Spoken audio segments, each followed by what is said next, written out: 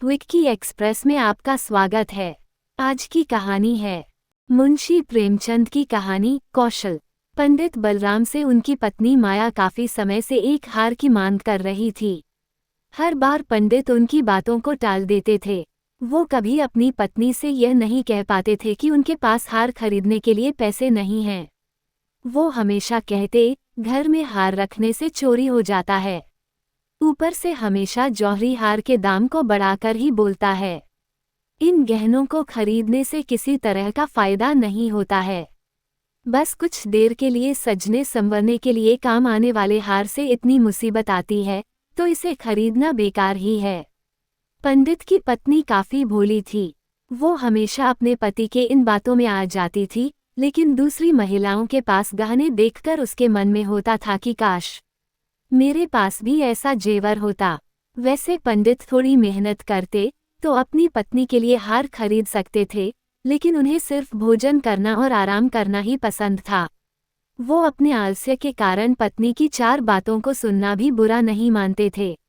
एक दिन बच्चों को पढ़ाकर पंडित घर लौटे तो देखा कि उनकी पत्नी के गले में वही हार है जिसकी मांग वो लंबे समय से कर रही थी। हार देखते ही उन्होंने पूछा, अरे इतना सुंदर हार तुम्हारे गले में कैसे आया? पत्नी ने जवाब में कहा कि ये पड़ोस में रहने वाली महिला का है। मैं उससे मिलने गई थी आज। उसने जब मुझे ये हार दिखाया तो मैं इसे पहनकर आ गई ताकि तुम इसे देख लो। मुझे बस ऐसा ही एक हार चाहिए। पंडित बोले, पगली, तुम किसी दूसरे का इतना महंगा हार लेकर आ गई हो। अगर चोरी हो गया तो ये बनवाना ही पड़ेगा और बदनामी होगी जो ऊपर से वो अलग। पंडित की पत्नी कुछ सुनने को तैयार नहीं थी। उसने बताया कि ये 20 तोले का हार है और मुझे भी बिल्कुल ऐसा ही जेवर चाहिए। पत्नी की जिद सुनकर पंडित को घबराहट होने लगी। तभी पत्नी बोल पड़ी, जब सारी महिलाएं ऐसे हार पहनती हैं तो मैं आखिर क्यों नहीं पहन सकती? गुस्से में पंडित बोल पड़े, सब लोग कुएं में कूदेंगे तो क्या तुम भी कूद जाओगी? ऐसा नहीं होता है कि जो दूसरे करें उसे हम भी करें। फिर पंडित ने दिमाग लगाकर अपनी पत्नी को बताया कि देखो, इस हार की कीमत आने वाले समय में घट जाएगी। अगर आज इसे मैंने 1000 में लिया तो 1 साल बाद ये 600 रुपये का हो जाएगा और फिर 5 साल में इसकी कीमत सिर्फ 300 ही रहेगी। ये काफी बड़ा नुकसान है। इसे सहकर मैं हार नहीं खरीद सकता। तुम जल्दी से इस हार को वापस कर दो।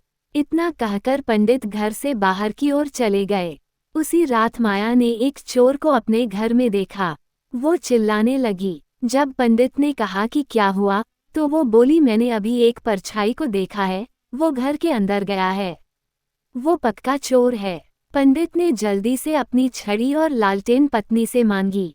पत्नी ने कहा कि मैं डर के मारे उठ ही नहीं पा रही हूँ। तभी बाहर से कुछ लोग आ गए। उन्होंने पंडित से पूछा, क्या हुआ? घर में चोरी हो गई है क्या?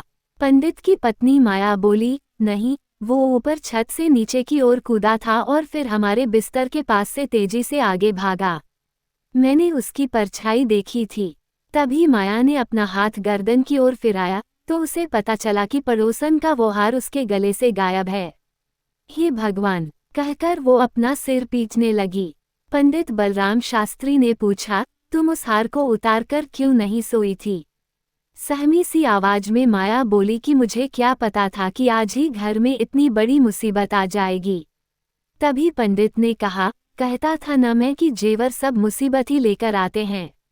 अब समझ आया तुम्हें या नहीं?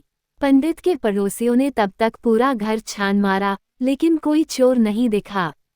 छत पर भी देखा पर कुछ हाथ न लगा। एक पड़ोसी बोला, लगता है किसी जानने वाले ने ही ये काम किया है।